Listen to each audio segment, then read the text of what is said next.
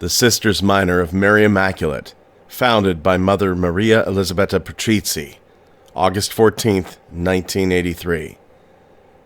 There have been allegations of abuse within the convent walls. Former members of the SMMI allege that they faced physical, emotional abuse, strict rules, food restrictions, and they have likened their experience to that of a cult.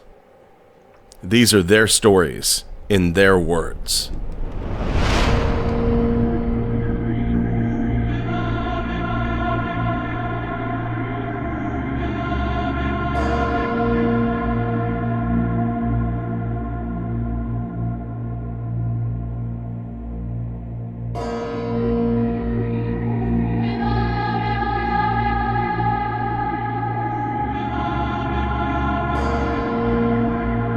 Hello and welcome to this week's episode of the Cult of SMMI. I am your host, Scott Mort. I hope that you are having a good week. I wasn't sure I was going to get this episode out today. I am in a bit of a state of emergency, but as always, I am making things work the best that I can. Before we get started, I need to get a little bit of legalese out of the way. The views and experiences expressed by our podcast guests are their own and do not necessarily reflect the opinions of the host or the podcast network. While we strive to provide a platform for diverse perspectives, and engaging conversations, it is important to note that the experiences shared by our guests cannot be independently verified. Listeners should exercise critical thinking and consider these stories as personal anecdotes rather than established facts. There is no way to definitively refute or verify the claims made by our guests. The hosts and the podcast network are not responsible for any statements made by the guests during the course of the show. Listeners are encouraged to form their own judgments and seek additional information if desired. And now, Georgiana.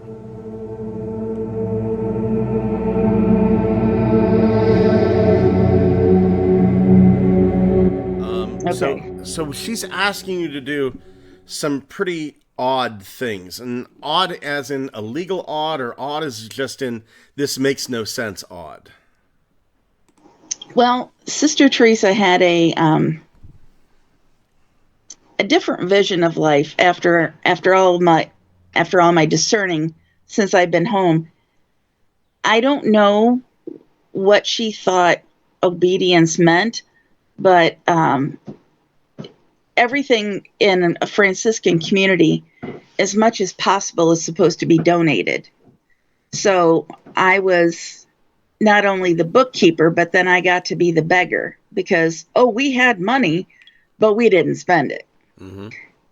We had to go to stores and beg. We went to all kinds of benefactors, and we would beg. And when I say beg, I mean it's like, we really need this. Can you help us out? And I'd have to go to the store, and I'd go on the day that deliveries were made, and then I'd have to talk to all the vendors. Oh, hey, can we get some bread from you? Well, we don't care if it's a day old, 2 days old, we'll take it. And I come home with a lot of groceries, most of them free, mm-hmm. But, certain things we would have to buy, but I had a budget and I could only spend X amount, and I had to try to get all the things for that amount of money. And I'll tell you, as far as supernatural on the plus side goes, I must have had God looking out for me constantly, because I would get to the checkout 9 times out of 10, and I'd be short because, she said, but you have to get this, this, and this. And, I'd find the cheapest variety and the smallest whatever of it. And somebody behind me or somebody that just checked out in front of me said, oh, hey, you know what? I'll get that for you, sister. I was like, ooh, thank you. Yeah. You my high. Literally. But there were times when, like flowers, we would always had flowers in the chapel. And she would say, well, I think we're just going to have to, like we do with the food, we'll go and we'll beg. So there were a couple of florists who basically wanted to hide when they saw me coming because they knew what I was in there for. And I'd say, we'd like to see if there's, have any flowers that you can spare, things that, you don't feel are good enough to put in a bouquet. Would you mind donating some for our chapel? Because it's not for us, it's for Jesus and the chapel. Well, again, fortune favors the bold, apparently, because a lot of people were very gracious. But if we didn't have the graciousness of somebody, let's say, or maybe we weren't in an area where we could go begging, for whatever reason, because Sister Teresa always had excuses about everything. I remember at least one time directly, and I know there were more times than this, but we were in Three Rivers and we needed flowers. And Sister goes, "Oh, let's go for a walk." And I thought, well, I don't know how that's going to solve the flower issue, but all right, to get out of the actual convent and take a walk was a rare occasion, so we were all over it. And we walked down past the cemetery, and Sister goes, "Oh, let's go walk through the cemetery and pray for the departed." So off we went. We're traipsing through, and she's like, "Oh, look, flowers." And she starts taking flowers off of graves. Oh my. Oh, yeah. And I look at the other sisters, and they're looking at me, and we're like, I don't think we're supposed to be doing this. Oh, they don't care. These people are gone, and this was just from the funeral home, and it's not a big deal. They're just going to throw them away anyway. And I thought, as much as, that's probably the rational way to think of it, you're still taking flowers from somebody's grave. But she had a penchant for that. That was, if she saw somebody get buried, and every time, at least out east, they would take all the flowers from the funeral home and they would put it on the grave. So yeah, that was a place we got flowers more times than I care to say. And then there were other things that she would want us to beg for. Like one of the cars had a flat tire, and she said, "Well, go down to this shop and beg." Now, mind you, we had the money for it, but she wasn't going to pay for it. She's like, "Just go down and beg for it." I'm like, all right. So I would go down. And so the whole thing ended up, it's all about obedience. But see, this wasn't really against anything. It was an act of faith. But I always thought it was a little unnecessary because we could afford the different things that she was asking me to beg for. Well, I think too, and this is just me speaking for myself, I would, if there was money there and I was being asked to beg for stuff, to me that feels like theft. That feels like Yeah. stealing to me. Yeah. You can say you take flowers from the grave. They're not being given willingly. You're stealing from the dead. If you go down, can you please do this? If you've got money in your pocket and you're begging, and I'm not talking like, oh, I've got $5 in my pocket. I can see wanting to hold on to that, but if you've got a cache of money, to me personally, that feels like stealing. Oh, yeah. Yeah. Well, and then every house could only have a certain amount of money. Because again, everything went to mother. And when anybody made final vows, like I'd said previously, they weaseled everything out of you. I mean, with me, I had cancer in my novitiate and almost died. And they the doctor came to the house and he took me himself because they were not going to seek care for me. And he said, I don't care. This is morally wrong. You can't refuse this person medical attention. And she's on death's door. So when the doctor took me to the hospital and said, this is how we're going to do things, they were like, well, but we can't afford this. And it was a Catholic hospital. And the Catholic hospital, because I was a religious, donated it all.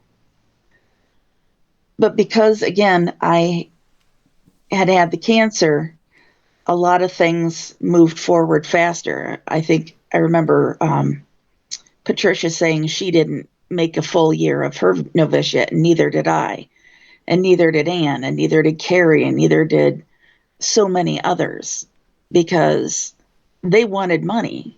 And then she'd go out and buy who knows what, more cars for here, another house here.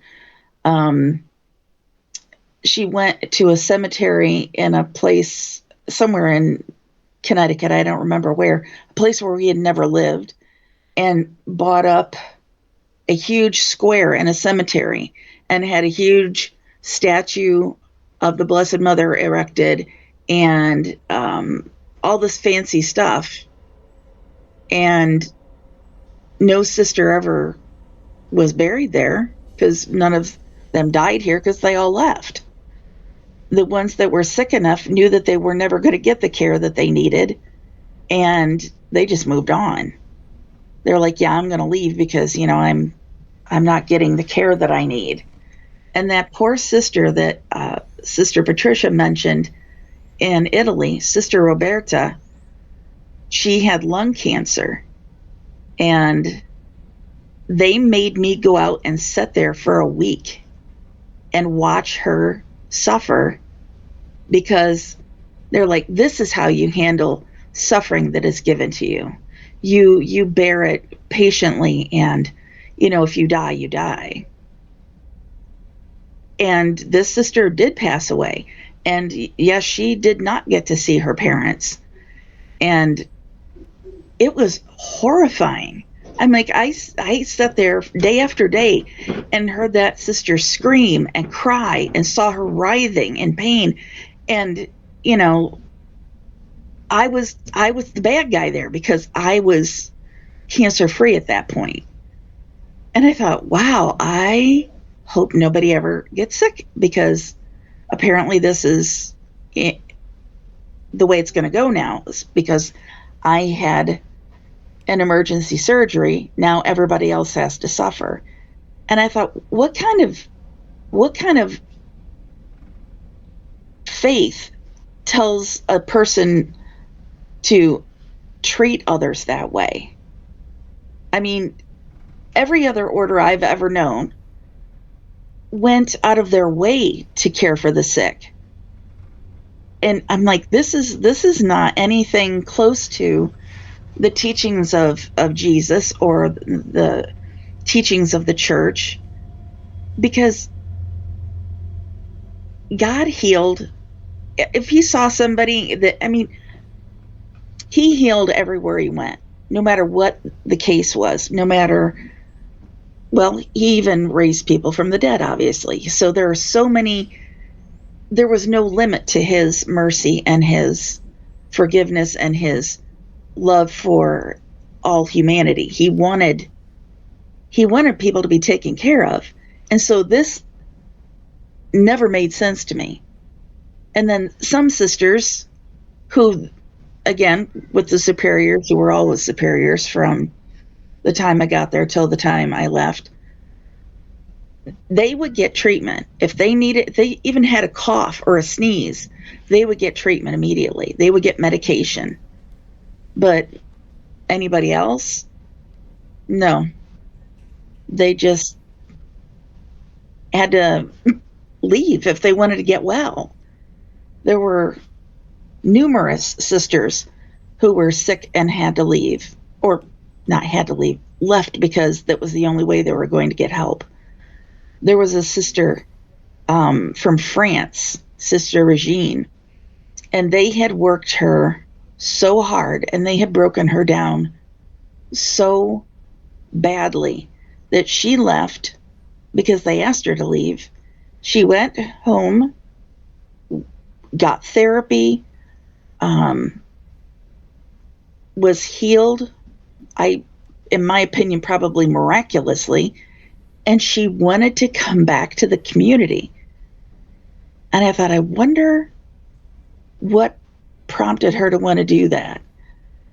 I wonder if they had some kind of hold on her because she came back and she got sick again. And I remember I was staying in Rome at the time, and the sister who was constantly rude with me was also very rude with her. And she wouldn't, she'd everything I need to do, I'll do it. No matter what. You just tell me, I'll do it. And we're most of us that way. Although there were some who would deny obedience, she and I were two that would constantly do what we were asked. She ended up having to leave again because she almost died a second time. So that kind of treatment of people just blew my mind. I couldn't imagine. I couldn't wrap my head around what were they thinking? What precipitated this cruelty? It was scary, and you were more or less trying to survive. And when I never doubted when people left why they left, and so many left so many different ways. Most of them were escapees, as Patricia had said, and you would probably hear from others the same thing, that people would help them because in the places where the sisters were, people saw what was going on. It was not, it wasn't a secret like they thought it was. People would come up to me all the time and say, "Does she always treat you like that? Does she always speak to you that way?" I said, "Pretty much." Yeah. They're like, "What is wrong with them?" And I said, "Well, superiors have a lot on their plate." I would always try to defend them. Even if I knew there was nothing really pressing on them, I tried to defend them because we were a community. You were supposed to stand up for them. But it got very difficult. The more mistreatment you saw and the more mistreatment you received, it was very difficult.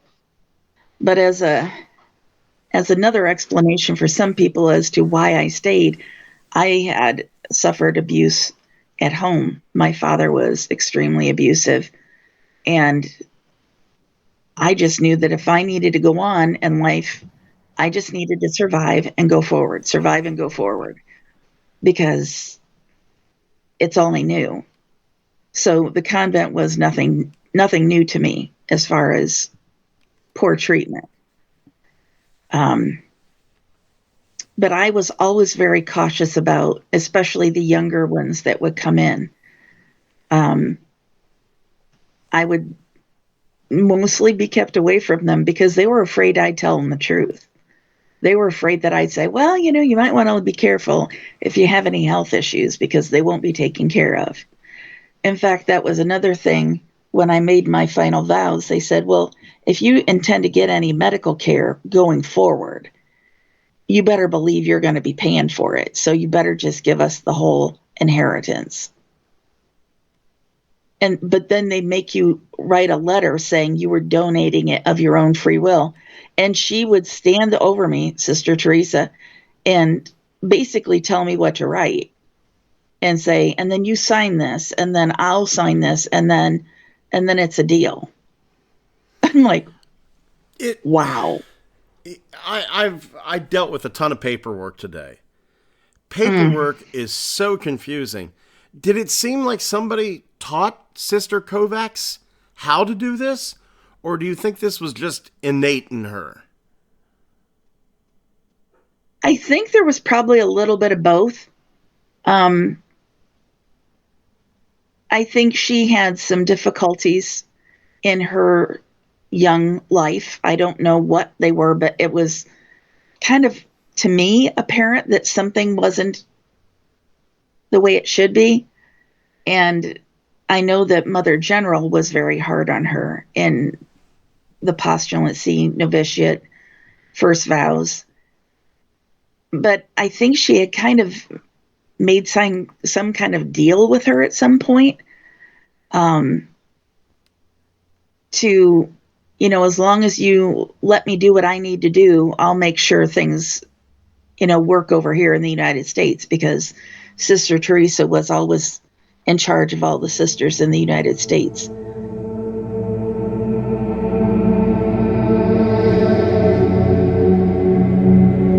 Thank you for joining us once again here on the Cult of SMMI. If you, a family member, a friend, what have you, were a member of the Sisters Minor of Mary Immaculate and would like to speak about it, whether to refute or verify the claims of our guests, please reach out to me at strangepathwaysmail@gmail.com. Once again, from the bottom of my heart, thank you for being here this week. Take care of yourselves and each other.